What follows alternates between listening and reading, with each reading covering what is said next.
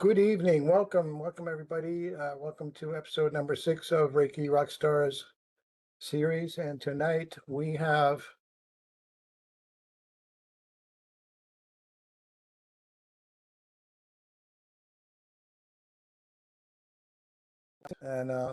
Mila, you just disappeared. Okay, there you are. We lost your video for a second. Was it 2008 or 2009? Do you remember? It 2007? was I two, don't know.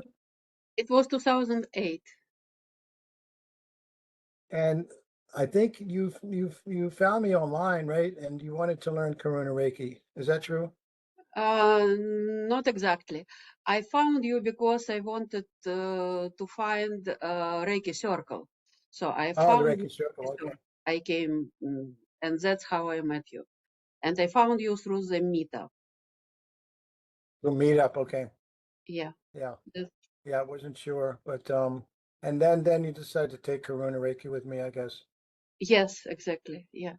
Yeah, Uh, uh-huh. you know, those early days of the Reiki circle, it seems like so long ago.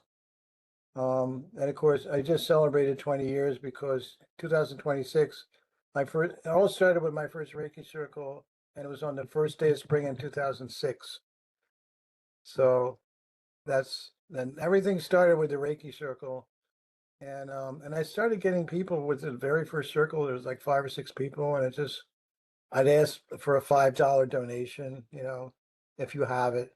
I had the basket on the altar and put their $5 in, and we did it every Monday night. Remember, it's like every Monday night for years. Yeah. But we had a good run at Madison Wellness, and but how did you get to your level 1 and level 2? How did you get started with Reiki? Very simple. I just overheard a conversation in the subway. And then I came home, I Googled, and in a week I took my Reiki class with Carlos and Ana Gonzalez. Uh, Okay.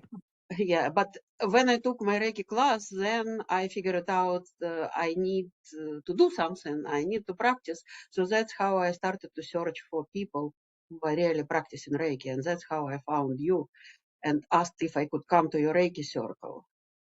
And it was Yeah. August 2008 because I remember exactly my Reiki level 1 attunement happened on July 5th of 2008. So that's Wow. how it all started. Yeah. Yeah. So now, how many levels did you do with Carlos? Up to master. Okay. Yeah. Yeah, I took level 3 and Reiki Master teacher with him, and he used to teach it. You take level 3 on a Friday, and then you do Saturday and Sunday Master teacher. That's how I did Yeah. it with him. Yes. Yes. And That's how. then you get a nice ICRT certificate, and then he said, now if you want to take Karuna Reiki, you can get a $75 discount on the fee. And I think it was $875 for Karuna Reiki. And it yeah, and that was a long time ago, and um but the other thing I wanted to ask you is, now you're Ukrainian, right? I'm not exactly Ukrainian. I was born and raised in Ukraine, but I'm Jewish by blood.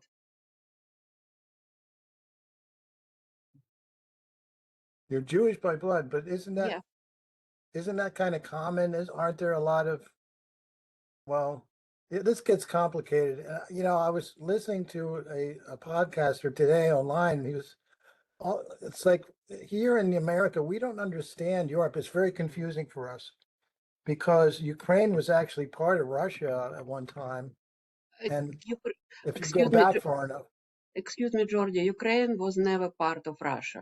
There was a country that was called Soviet Union, and that country has several republics like Russia, Ukraine, Belarus, and 12 more. But Ukraine was never really part of Russia. It just never been like that. but the people speak Russian language there, though, right? Some people speak Russian, some people speak Ukrainian, some people speak both. And the reason people in former Soviet Union republics speak Russian is because it was like common language for all the republics. But besides that Okay. language, everybody had their own languages. Yeah. See, Yeah, this is confusing for me. It's I'm like it's all that history. And we're not really taught anything about that. And then what you get sometimes in books or on the internet, it's not even really accurate.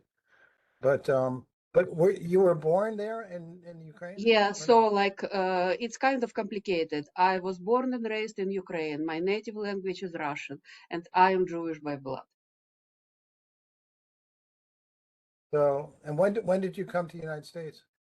It was August of 1992. Okay, so you've been here for 10, 20, It, 30, yeah, it's been almost quite a 40. while. Yeah. Yeah, almost 40. And did you come to Brooklyn originally? Yeah, I had relatives living here. So are we going back to Reiki? Yeah. I just wanted to get a little more background because obviously our audience can hear your accent. And I wasn't really clear about how you got here and you know exactly where you came from. I knew it was Ukraine, but anyway, um, so you heard somebody talk about Reiki. Was it on the platform or was it on the train in the No, subway? it was on the train. It was inside the car, and the words sound familiar to me, but I was not really sure in what context. So I just came home and Googled. Wow. Yeah, yeah, Carlos, you know, I mean, he died quite a while ago. Did you know that? I think I did, but I'm not really sure. Yeah, I think I've Yeah, heard. Yeah. Carlos, I'm really grateful that I finished Mhm. my training with Carlos. I did 1 and 2 with Louisiana Zen, and she was really a wonderful teacher too. She had many students, and I found out about Reiki reading a book, and then I asked for a sign, and then this woman came into my life, and I got a sign like right in my face. She said that she had just taken level 2 Reiki with her teacher, and she said, "Yeah, if you want to learn Reiki, just go to her Reiki circles every Monday night at TRS," and that's where I got my first treatment. Once I got that first treatment, I was like, "I'm doing this." It was just like I was so excited, and it was literally like the whole rest of my life was just leading up to Reiki, you know, and then it's like I found my true purpose in life with Reiki. But and so you did the master teacher training with Carlos. You did a 1, 2, 3 and master teacher with Carlos. You waited a Yeah. while. You took Reiki with me. Then you probably found out. You probably heard about vortex healing from me, right? Yeah, exactly. I brought some friends and myself. We were coming to your evenings that you've channeled in Vortex Healing. Yeah. Yeah. And now, do you remember Roxy when I Yeah, was I do. channeling? Yeah. Okay, that was the very beginning, and she didn't even Mhm. last a year, and she was. Yeah, I didn't know this until it was like too late. I mean, she was kept going to doctors, and she, you know, she couldn't make one of the sessions, and I got Simon Deacon to channel with me. Do you know Simon? Yeah, I remember him. Yeah. Yeah, Simon Deacon, who's still practicing Hmm. vortex healing. And he's probably taken all the levels and all the, you know, there's so many classes for that lineage. But yeah, so last time I saw Simon was at AMA the year before last when Alma was here, and I got to chat with him a little bit. But vortex healing, man, what a journey with vortex healing. You know, that Roxy actually had cancer and died of cancer, which I didn't learn until later.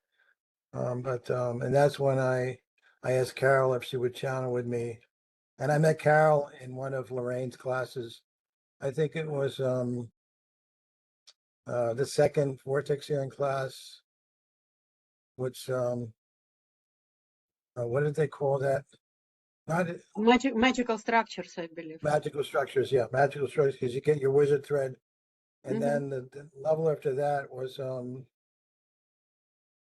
advanced, or I can't remember. But they changed all those names over time. But I met Carol in a class, and then she said she was an addiction counselor in the class, and I went right up to her. I said, "Let's have lunch together." And I told her about my journey with drug addiction and recovery and everything. But yeah, we I mean, I was still doing the session with Carol right up until last summer, I think it was. And but so now 2010, we go to Guatemala, Yeah. and boy oh boy, was that a big deal. And that was kind of, for me, it was like a wildest dream come true, because I had wanted to do something exactly like that. And then, Rick Lim was one of my students. Did you know that Rick became a Reiki Master teacher with me. He took all the levels with me. Yeah, yeah. And I will never forget, and you were probably there that day when we were doing our free clinic at Third Root. Rick showed up because, I mean, everybody was talking about our clinic. Oh, they're doing this clinic out in Brooklyn at Third Root, and they're treating all these people, and they have Reiki and acupuncture and massage and everything. And you used to always volunteer with us too, but Rick showed up there one day, and then we went out to eat afterwards to that Tibetan restaurant. Remember the Tibetan restaurant? It was right by the train station, Yeah. and there was like 12 of us there. And I'm sitting next to Rick. I go, Rick, it's thanks for coming out. And what you been up to lately? He says, well, I'm making this website for Healer to Healer, was what it turned out to be. And he told me what it was. I was like, Rick, like, I want to go on that trip. And then I told you about it. I told a bunch of my friends. And now do you know what's your name? It'll come back to me. But those trips were amazing, and that was really, like, I had been dreaming about someday doing international charity work with Reiki, and I mean, it came true better than I could have imagined. And you were a huge part of that group too. I mean, what you did was really just like over the top. All those trips you did with Rick, and then with Dan, and with Global Health Works, and you're still. I mean, what didn't you done a trip recently? No, I did not done. I did not go that fall, but I mean that spring, but I am planning to go in the fall with them again. Great. No, but did you go last fall? Yeah, I did. Yeah, and how was it? I mean, was it like the big clinics before with the Oh, pandemic, with like, okay, Jordi, I've said it wrong. I went last spring. I did not go in the fall. In the fall, the clinic was larger. There were like maybe about 10 to 12 practitioners. In the fall, in the spring, last spring we had it smaller. yeah, There were probably 7 of us. I don't remember exactly. Yeah, yeah. But I hope I will be able to come this October again. yeah. I would love to do one of those trips again sometime, but I'm just, now at this point in my career, I'm busier than ever, and those trips are expensive for me, to pay the airfare and everything. But the trips that I did do were just incredible experiences, um, and I want our audience to hear about how you started teaching there in Guatemala, and how do you remember, when was the first time you actually taught Reiki in Guatemala? Do you remember when that was? Yeah, I remember it correctly, pretty sure. So remember the trip we had with Rick when the group split. You stayed in Tikal, and another part of the group went to Antigua. That's Uh, right. Yeah. so I've been in the part that went to Antigua. and it was only me practicing Reiki. So the plan was that there were a couple of local curanderas who helped us, who interested in learning Reiki. And because we cannot bring enough Reiki practitioners, we decided that we will give them a class, and they will just go on the floor and practice. And that's how it went. And with that class, you know, it was the shortest class I taught in my life. It was like about 2 hours. Because the room was locked, everybody were late, and so I had to figure out how what I am actually going to do. And I decided that I'm giving them printed materials like home reading. And we are teaching, I'm teaching very basic things. And then we just going into the room and they having their lab practice. So we just learn basic principles, we just learn hand positions, and we just very brief practice on each other, and then we went live.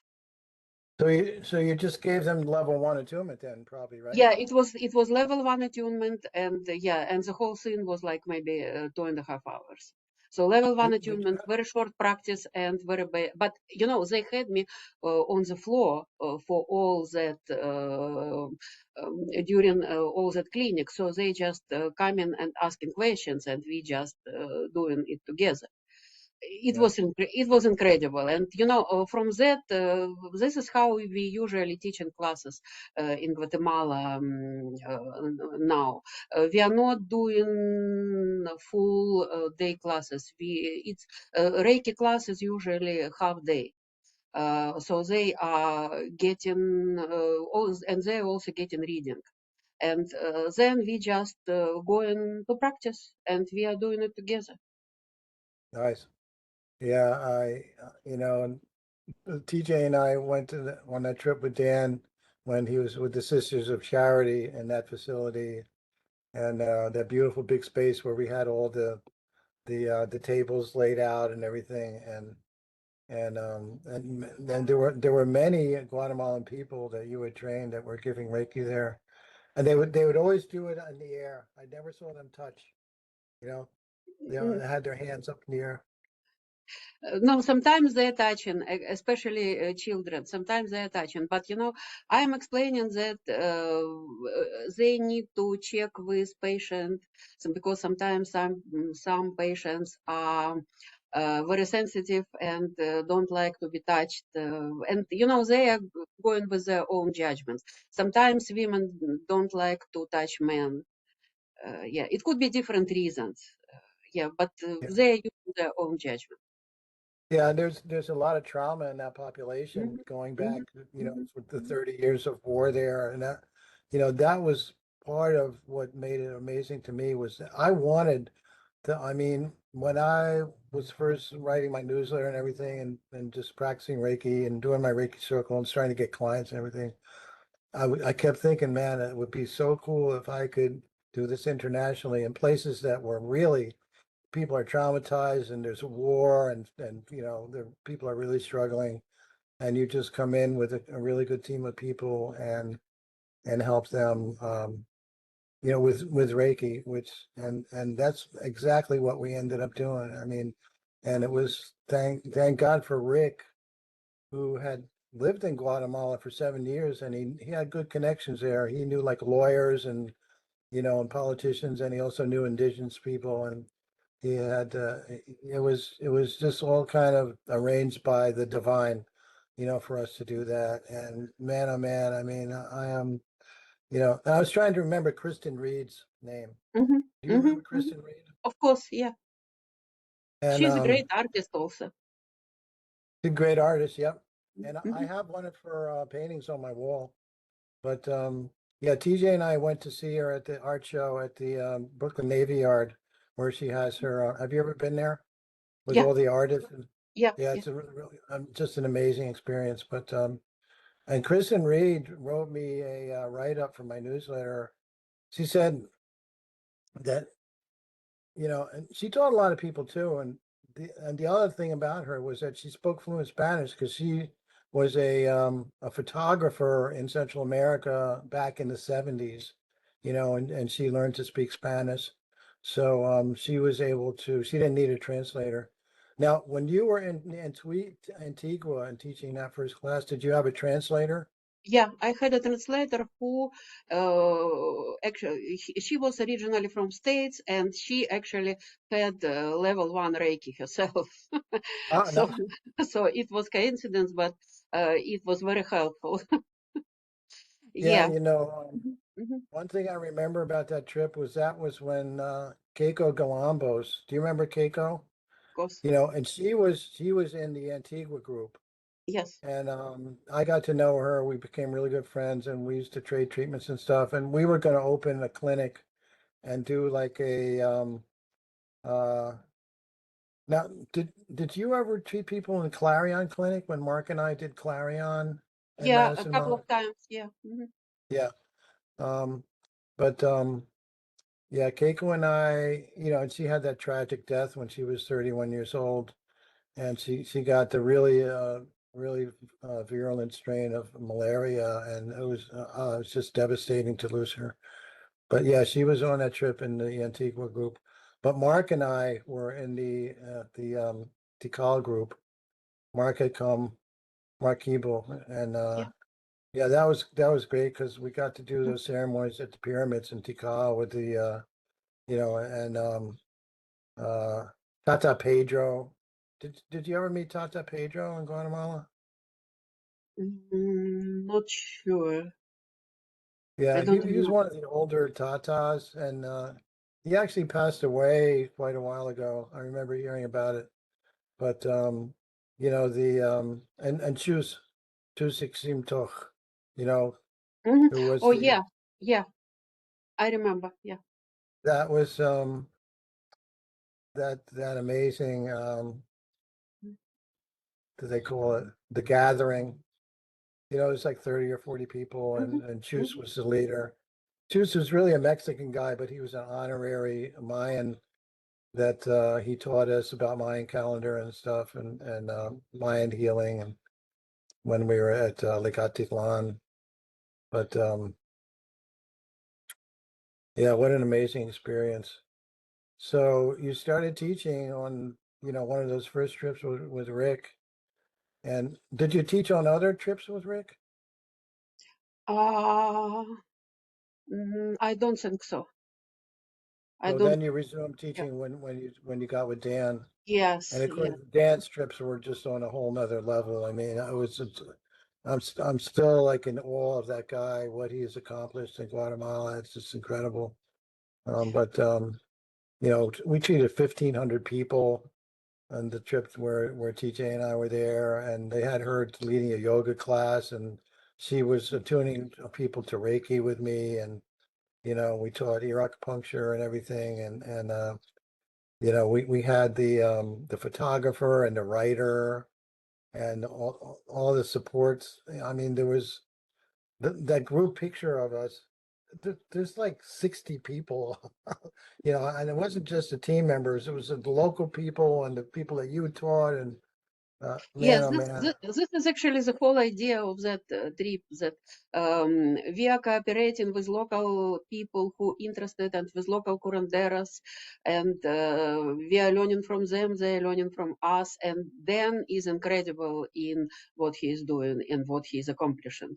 And we have returning patients all these years, and some of them we are really tracking their progress, like a couple of young, I would say, boys with cerebral palsy, but they are no longer boys; they are like young adults.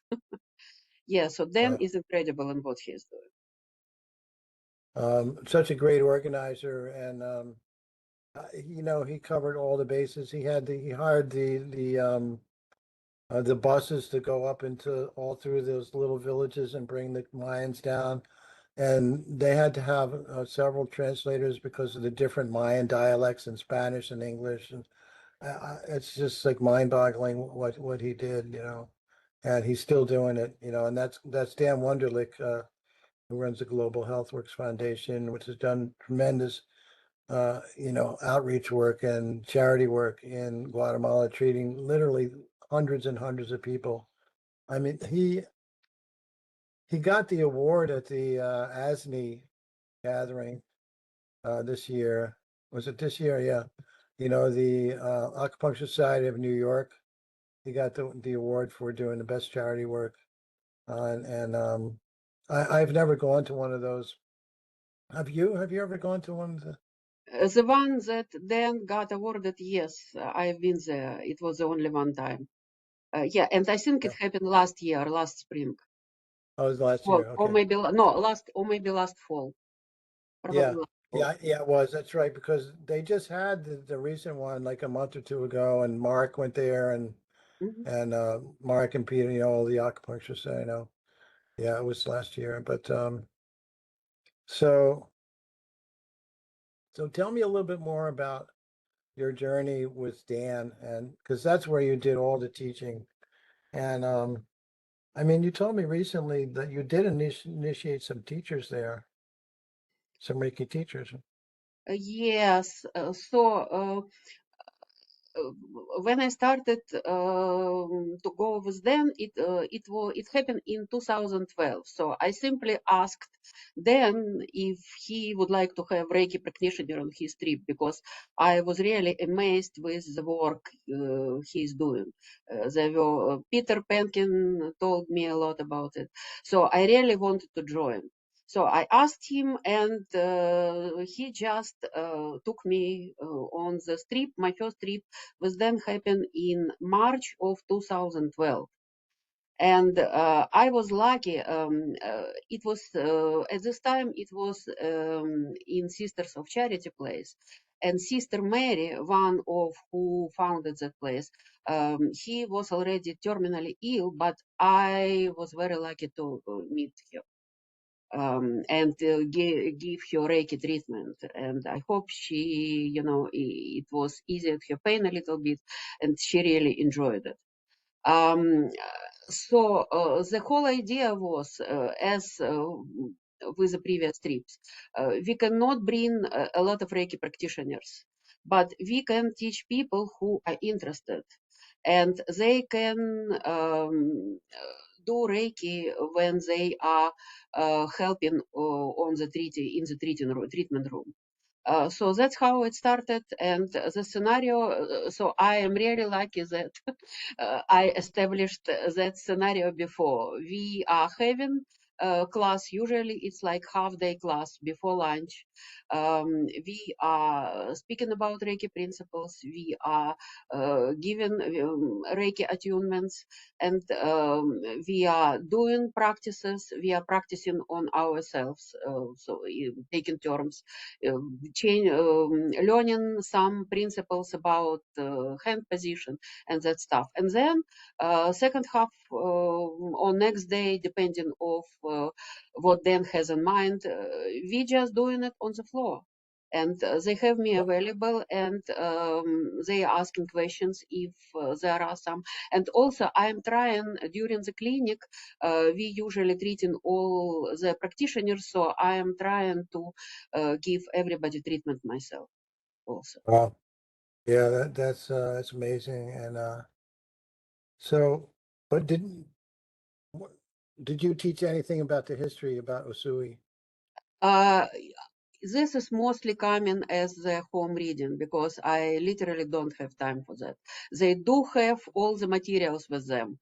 Some people are reading it, some people are not reading it, but the most important thing about Reiki is just Reiki energy itself. That's my understanding. And the five Reiki principles. And the five Reiki principles, yes, of course. Yeah. And we always have it. I'm making something like like printing materials that I'm hanging on the walls, and so those always in the room. Right. So, did you ever use the ICRT Spanish manuals that? Yes, yes, yeah. This is Okay. what I am using for teaching. Okay. Yeah. So, Now, so your first class with Dan, how many students did you attune? Do you remember? No, I don't remember. I probably can find it out, but not at the moment.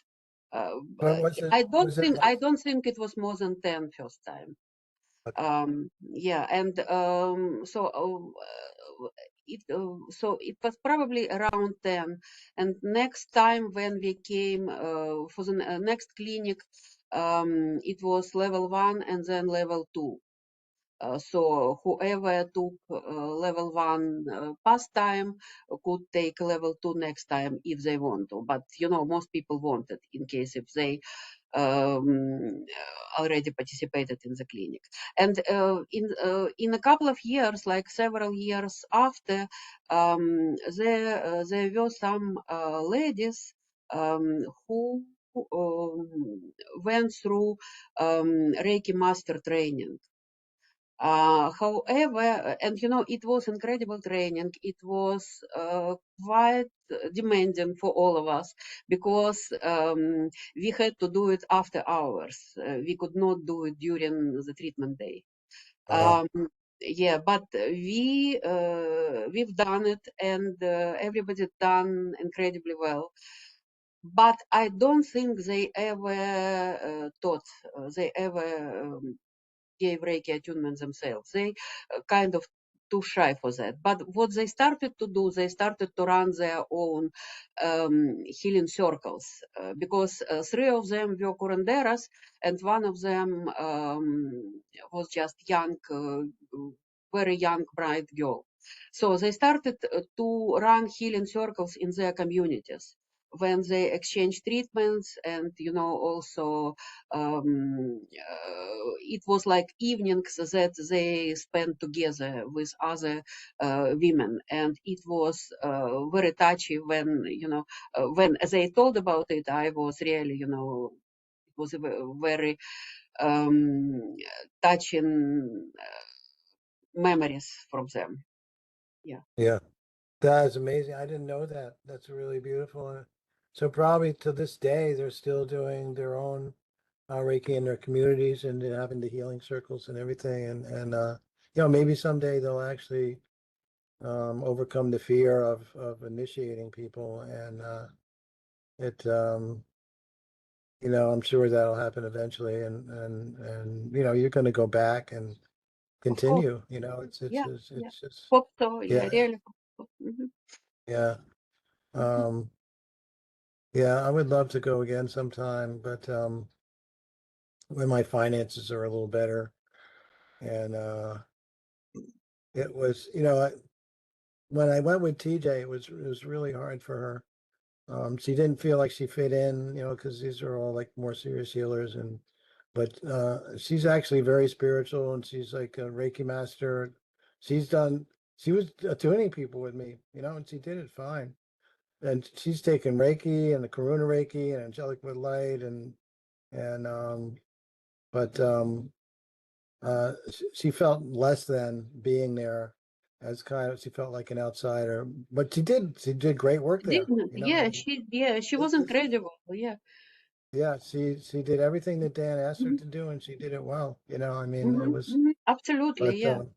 it was not easy for her, and she was in between Mhm. jobs at the time and worried about that, and but it was a great experience for us. And that first that the first trip that we went with Dan, that was when Peter Karen had completed his year, and Peter was really the first guy that did that, you Yeah. know, with the van, and Yes. I Mhm. mean, what an amazing thing that guy did for a year. He lived there and drove around in all those little villages up in the mountains and with all his Guatemalan assistants and everything and treating those people. I mean, just uh, amazing. But now, does Dan have somebody doing that now? No, not now. I think, with after pandemia, it's all became too complicated. So as of Yeah, right now, he doesn't have anybody running the clinic. But it was like for several years, it was constantly mobile clinic running in rural areas of Guatemala. So it's Peter. I believe Peter Caron done it for 2 years. Then it was Greg. Then it was Greg, that's right. Alex, Yeah, I yeah, remember and Greg. then it was Claudine. Yeah, and Yeah, I didn't know he did it for 2 years. I think it was, yeah, but it's definitely more than 1 year.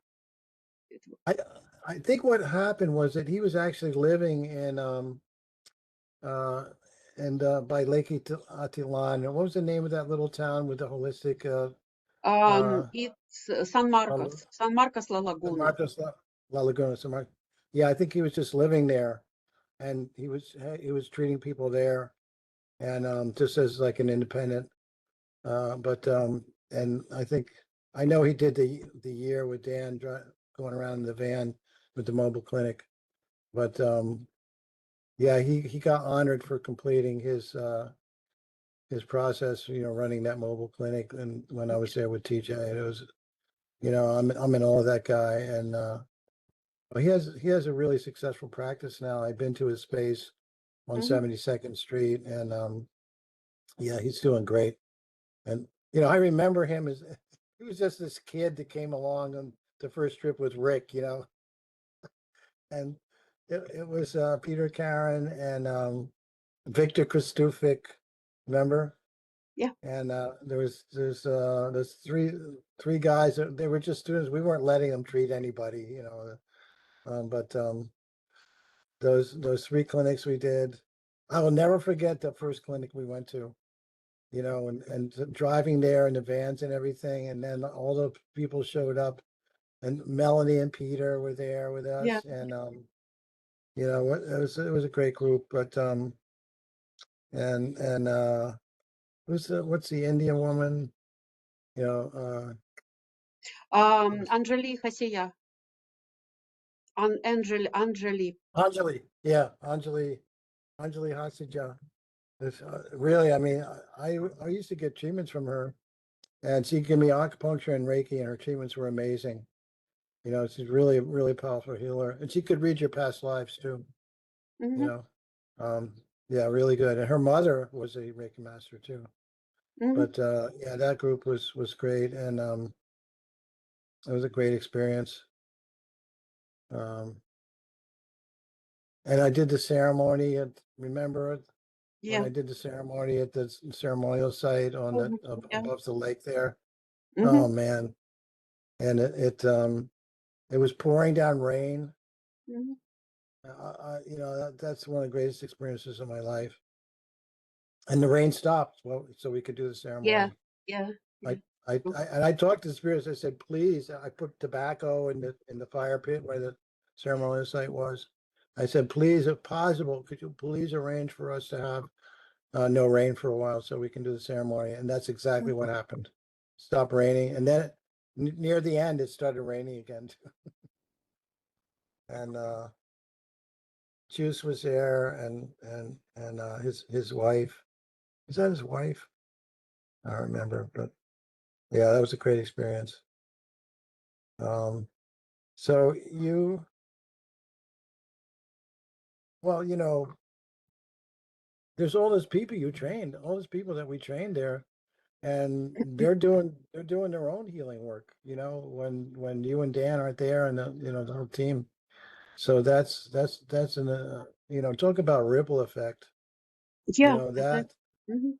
that it's made a huge difference in the lives of many, many, many people in Guatemala.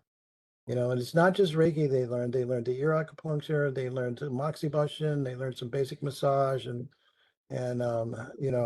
some basic yoga. We taught them anything that they could wanted to learn. We would teach them, and and uh, and I'm sure they're using it. Yeah, and You in know, addition to that, many of them, not all of them, but many of them are local curanderas. So they have Yep. their own things, and in addition, they are getting things from us. And so they can use everything in their own practice. And besides of that, you're speaking about ripple effect. In the clinic, there are many people, like especially young people, who are helping, and they are starting to see life in a little bit different perspective, and so they are starting to change their own lives. So some of them are getting another education, some of them are looking for another job, so it's really ripple effect. Yeah. And Yeah. I believe that speaking about that violence, that the community has a lot of history in violence against, and home violence, family violence against children, like raping.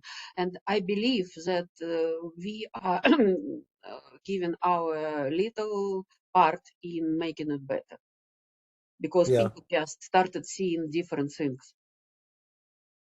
Yeah. 30 years of civil war, and that trauma just doesn't go away overnight. They carry that, and it affects the generations that come, into that traumatized culture. We treated people that they had the scars from being chained up and beaten.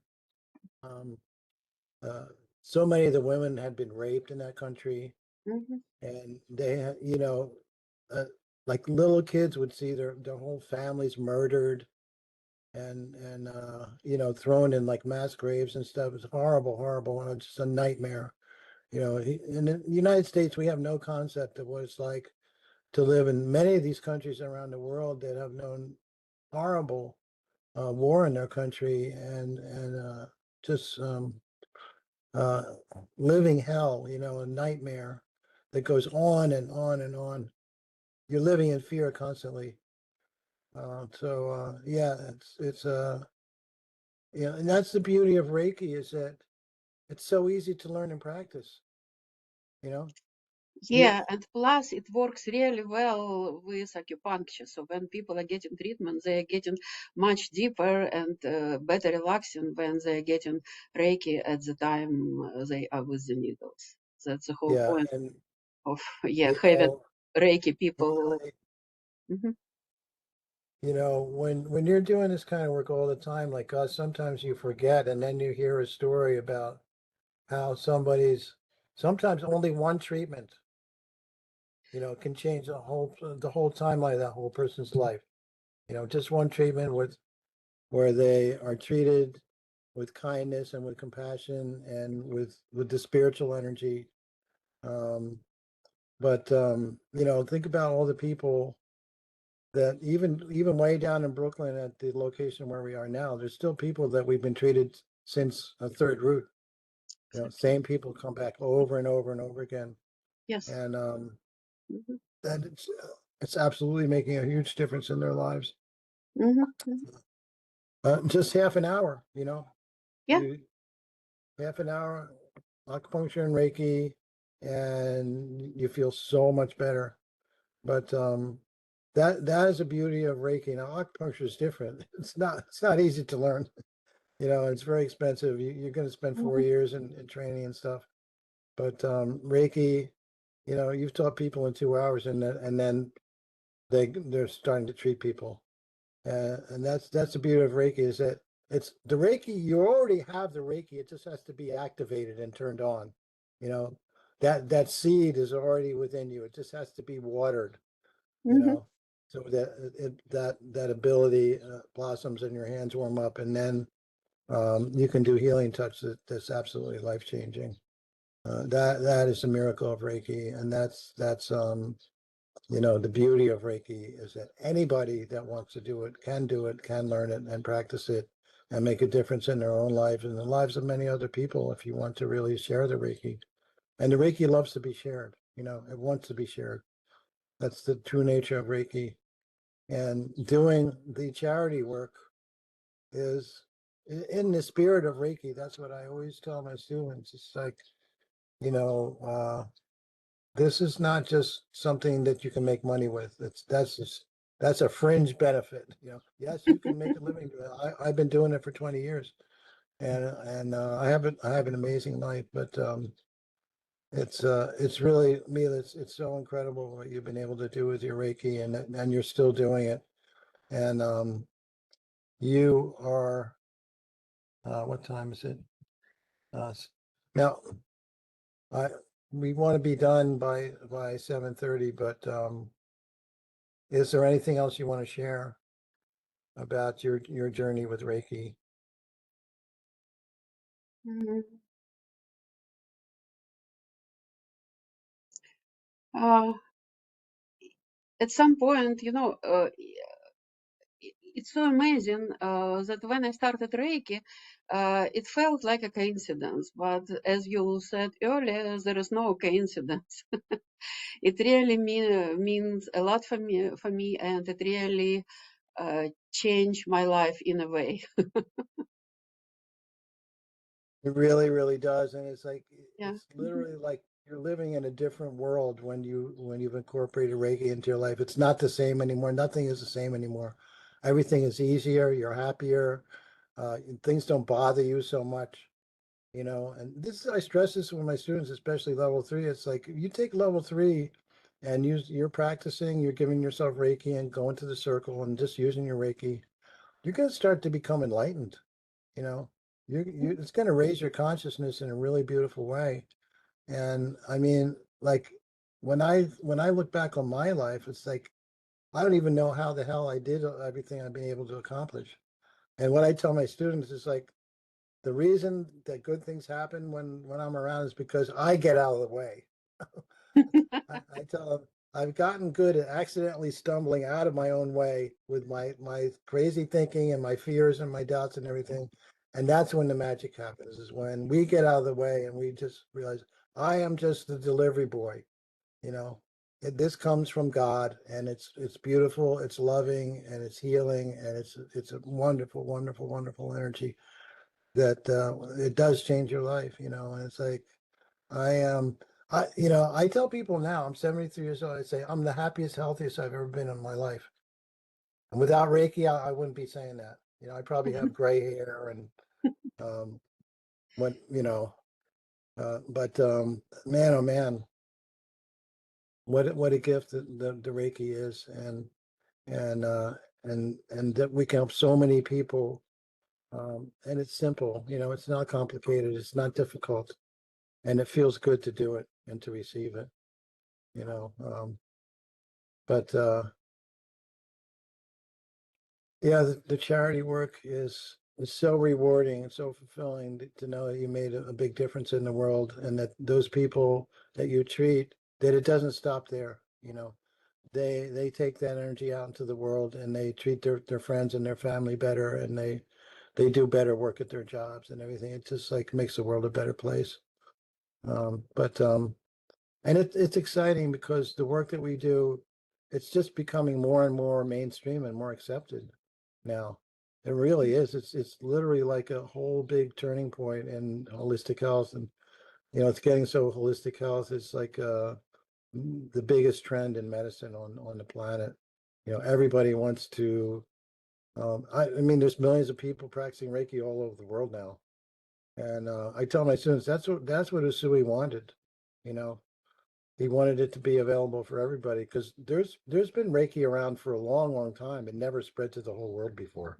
You know, there were other teachers in Japan that called what they do Reiki, and there's the Tibetan Reiki with the the Ran lineage and everything. That's 5,000 years ago. It wasn't spreading all over the world, but Usui changed everything.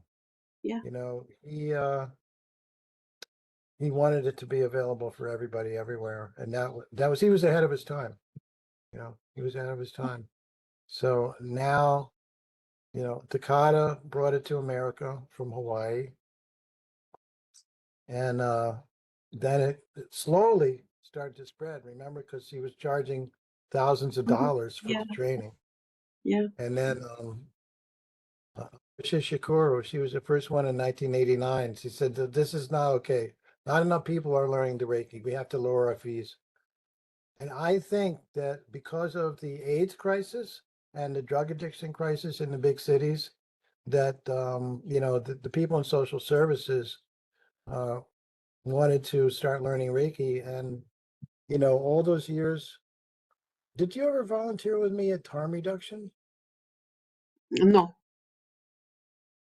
Yeah, because you're busy working. no, I know about your work there, but I've never get a chance. Yeah. Yeah. Mhm. I did that for 13 years, and Mhm. they actually started paying me and everything. I was making like a little over minimum wage, but Mhm.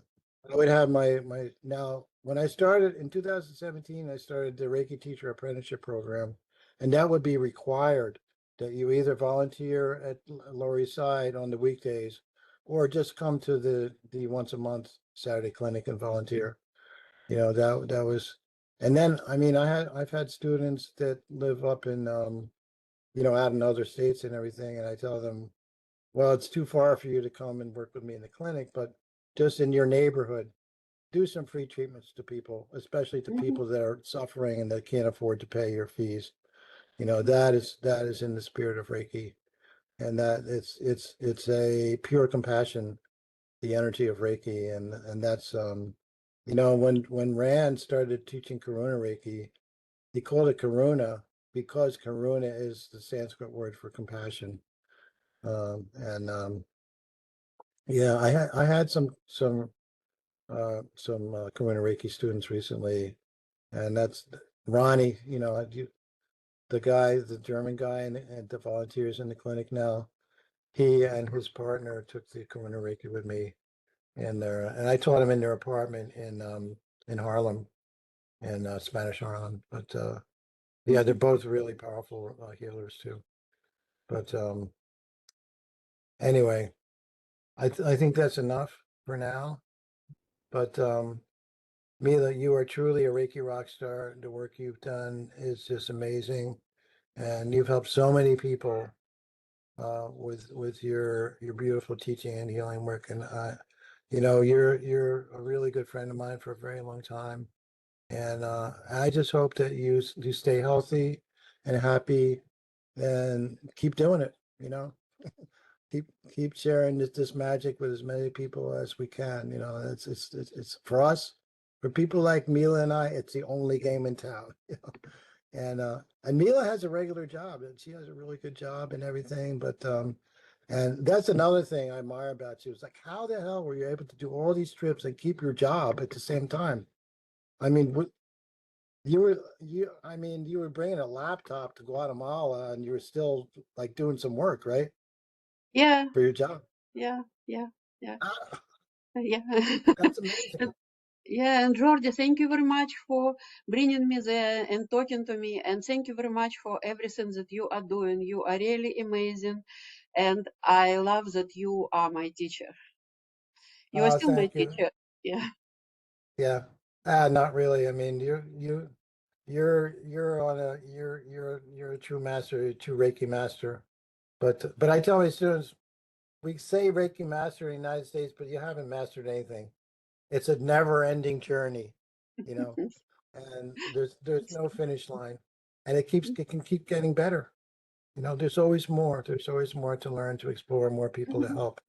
And that's the journey itself is the reward. So on that night, let's say good night to everybody, and thank you for listening to episode 6 of Reiki Rock Stars with Mila Brenner and myself, Jordy Numata.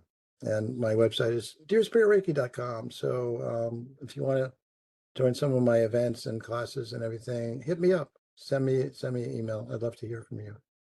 Good night. Good night.